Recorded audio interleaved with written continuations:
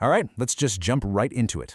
Today we're opening up a seriously chilling set of case files. We're going to examine 3 completely distinct first-hand accounts of encounters that are, well, absolutely terrifying and totally unexplainable. We're going to break down the timelines, those bizarre sensory anomalies, and the massive psychological impact these events had. So, let's look at the facts exactly as the witnesses reported them. Buckle up, because things are about to get really, really strange. So think about this for a second. What actually happens when you are completely alone and the totally unexplainable literally arrives at your doorstep? It sounds like a setup for a horror movie, right? But for the people in the case files we're looking at today, this became their absolute reality. We are not talking about a random bump in the night here. We're talking about prolonged, highly disruptive events where all logic just completely breaks down. Section 1. Isolated and unexplainable. Now, if we look across all 3 of the accounts we're analyzing today, the setting itself is absolutely the foundation of the terror. These encounters all share this deeply unsettling DNA. Every single one of them went down in extreme geographical isolation. We're talking a remote farmhouse, a secluded lake cabin right in the dead of the off-season, at a dark, empty corner of a huge RV campground. But, it doesn't stop with just geography. In every single case, we see a complete, total failure of modern technology and physical security, perfectly paired with these incredibly bizarre, unnatural sensory anomalies. And finally, maybe the most crucial part, each event left a profound psychological impact on the people who lived through it. So let's get into our first specific case file and see exactly how this builds. Section 2. The Farmhouse Siege. Okay, so our first case file involves a couple spending a totally normal Saturday night at a massive, incredibly secluded rural property. It belonged to the boyfriend's parents. They fall asleep watching a movie, only to be abruptly jolted awake at 1 a.m. The sheer chaos of this event unfolded in this crazy, rapid-fire sequence. First off, they're hit with a deafening sound. They described it like a massive boat horn, but with this impossibly low bass tone that literally vibrated the ground and shook the china cabinets inside the house. Second, they're hit with blinding, lightning-like flashes just completely lighting up the entire backyard. Third, they move to the kitchen, a motion floodlight kicks on, and they spot 2 strange silhouettes standing right outside the window. And pay attention to this detail. They weren't walking normally. They were swaying back and forth, and they were making this unrecognizable, mumbling whisper. Then comes the climax. 2 dead-bolted doors inexplicably blowing wide open. Now, this moment is incredibly fascinating from a psychological standpoint. The couple, naturally, desperately tried to rationalize what the heck was happening. Their very first thought was, okay, maybe a tractor-trailer just drove by with a loud horn and some really bright headlights. But the bizarre reality completely overrides that logic. I mean, think about it. A truck driving by doesn't cause a perfectly simultaneous failure of both your Wi-Fi and your cell service, and it definitely doesn't explain strange, swaying silhouettes trying to open a locked kitchen door. So after enduring a second blast of that crazy, deafening bass horn, the shadows suddenly vanished, another blinding flash went off, and instantly, like flipping a switch, their cell service returned with this huge flood of backlog notifications. And to use the witness's exact words here, right at that exact moment, both the side door and the front door blew open. The physical security of the entire house just totally failed, utterly defying any conventional logic of how a standard break-in actually works. Let's wrap up this farmhouse case by looking at the aftermath. The police eventually showed up, but the physical evidence, or honestly the total lack of it, was completely baffling. The yard was totally wet and muddy, right? But the police found absolutely 0 footprints near the windows or the doors. Nothing.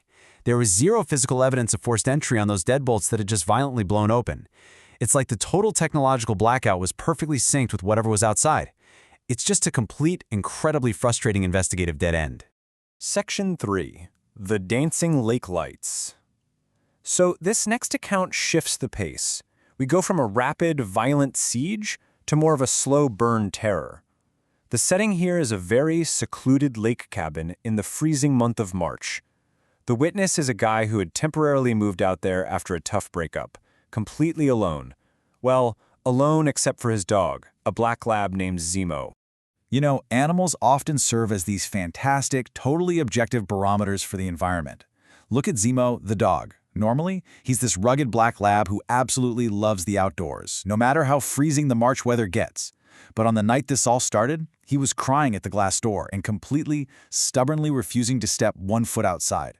This massive shift in his behavior serves as a critical, completely objective warning that something fundamentally unnatural was brewing out there.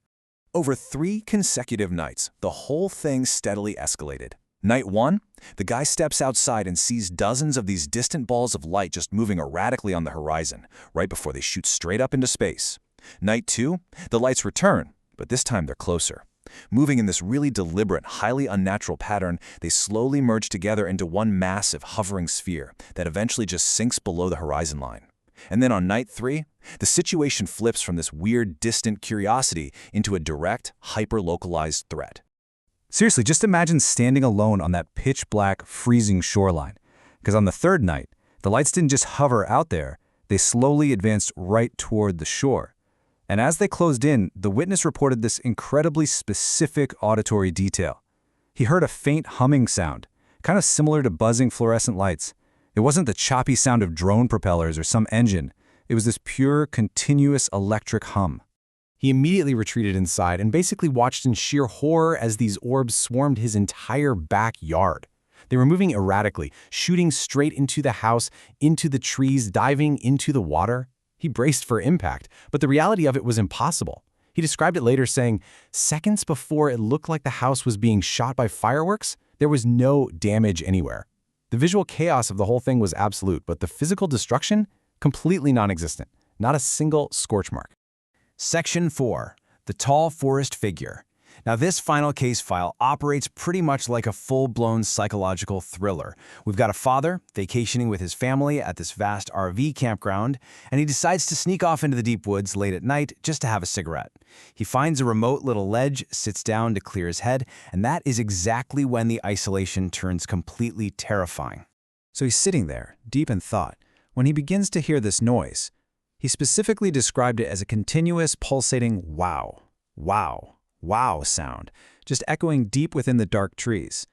Now, as an experienced camper, he instantly recognized that this was completely unnatural. It wasn't an animal. It definitely wasn't the wind. It was incredibly rhythmic, almost synthetic sounding, and it was practically drawing him further out into the darkness. He actually starts walking toward the sound, and then, boom, everything changes. The pulsating sound abruptly stops dead. But it's not just the weird anomaly that goes quiet. The wind blowing through the trees completely ceases, the forest insects go dead silent.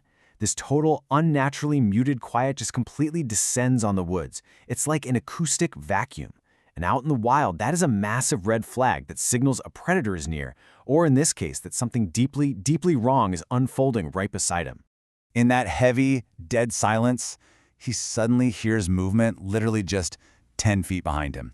He whips around in the dark, and staring right back at him is this hunched, two-legged figure. Even while it was crouched down, he estimated its height at well over 7 feet tall. When he took a tiny, hesitant step forward, this massive entity flinched. It shifted into this aggressive, hunched stance, and these large, reflective eyes caught the faint moonlight. It stood completely still for this agonizing, terrifying standoff before letting out a bizarre noise and just skittering off into the heavy brush. But get this, the encounter doesn't actually end when the creature runs away. The witness waits there for a few minutes until the normal, everyday sounds of the forest finally start returning, and then he bolts back to his RV. When he gets there, his wife is absolutely furious. He thought he'd been gone for, maybe an hour, tops, but in reality, he was completely unaccounted for several hours. The witness stated it so simply, saying, "I had no memory of losing time. And wow, this is probably the most terrifying psychological element of our entire explainer today. I mean, the physical threat of a 7-foot figure in the dark is frightening enough for sure. But the absolute theft of your own consciousness, a massive gap in your memory while standing totally alone in the deep woods, that is a literal violation of reality itself.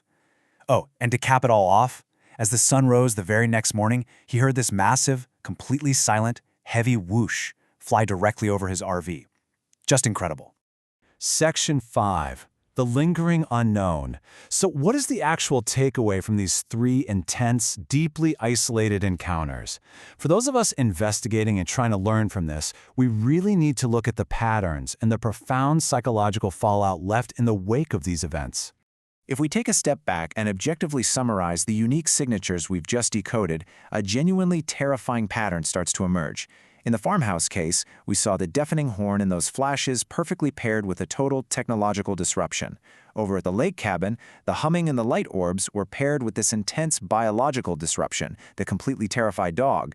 And in the forest RV case, the weird pulsating sound was paired with the ultimate psychological disruption, missing time.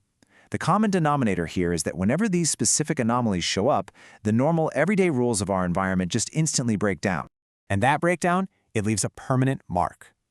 The farmhouse witness captured this perfectly. They said, "I never believed anything like this could happen to me either, until it did." That just completely humanizes our sources, doesn't it?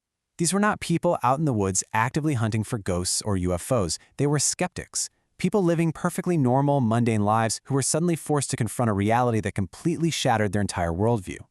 They're left with this lasting confusion, coming to the realization that our understanding of the world might just be, well, a really comfortable illusion. Which leaves us with one final, really unsettling question to think about. When technology totally fails, when your phone has absolutely zero service, and true deep isolation sets in, what else might actually be out there just waiting in the dark? It's a reality that these three witnesses had forced upon them in literally the most terrifying way possible. Thank you so much for joining me for this explainer. Keep your eyes open, stay curious, and I'll see you next time as we break down another fascinating set of files.